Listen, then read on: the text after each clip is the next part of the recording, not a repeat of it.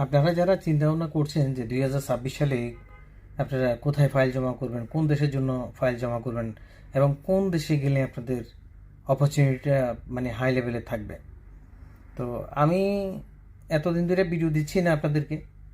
আমারও কিছু সুবিধা অসুবিধার কারণে এবং ভালো করে অবজার্ভ করা ছাড়া চিন্তা ভাবনা করে তারপরে ভিডিও দেব এই চিন্তা করেই মূলত এতদিন ভিডিও দিইনি। তো ইতিমধ্যে প্রায় 10-12 দিন 15 দিন ধরে অনেক ঘাটাঘাটি করছি, অনেক কিছু বুঝতে পারলাম। সেখান থেকে যে উল্লেখযোগ্য যে বিষয়টা সেটা হচ্ছে আপনারা 2026 সালে এবং এখন থেকেও বেলারুশের জন্য ট্রাই করতে পারেন। বেলারুশে আমার জানা মতে এখন প্রচুর পরিমাণে ভিসা হচ্ছে। এটা তো ই ভিসার মতোই, work permit visa immigration cross করার পরেই পাসপোর্টে লাগবে। সেটা আপনার দালালের সাথে কথা বলে দালাল আপনাকে সেভাবে সিস্টেম করে দিবে। টাকা পয়সাও সেরকম লাগছে না। তো আপনার লেফট রাইটে ভালো এজেন্সি থাকলে আপনারা বেলারুশের জন্য ট্রাই করতে পারেন।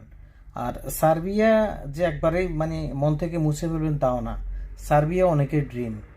যদিও 2025 সালের মাঝামাঝি থেকে এখন পর্যন্ত সার্বিয়া নিয়ে বহুত হট্টগোল হয়েছে, তবে 2026 সালে শুরু থেকে আবারও মাঝামাঝি পর্যন্ত হিউজফুল কাজ সার্বিয়াতেও হবে। সাথে মন্টিনিগ্রো, নর্থ ম্যাসেডোনিয়া এগুলোতেও কেউ কেউ ট্রাই করতে পারেন, সমান তালেই ভিসা হবে। শ্রমবাজার যেহেতু সার্বিয়া ওপেন এখনও আছে, সেই হিসেবে সার্বিয়ার স্বপ্নটা মানুষের পূরণ করার জন্য অনেকেই চেষ্টা করবেন। তার সাথে সাথে আপনারা বেলারুশ এবং নর্থ ম্যাসেডোনিয়া, মন্টিনিগ্রো এগুলো নিয়েও চেষ্টা করতে পারেন। এই সুন্দর মতামত আপনাদের কার কার ভালো লাগছে কমেন্ট করে জানাবেন এবং আমার সাথে থাকবেন, চ্যানেলটি সাবস্ক্রাইব করে উৎসাহ প্রদান করবেন। ভিডিও দিতে পারি না এই জন্য আন্তরিকভাবে দুঃখ প্রকাশ করছি, কারণ ডিউটির কারণে ভিডিও সেভাবে দিতে পারি না।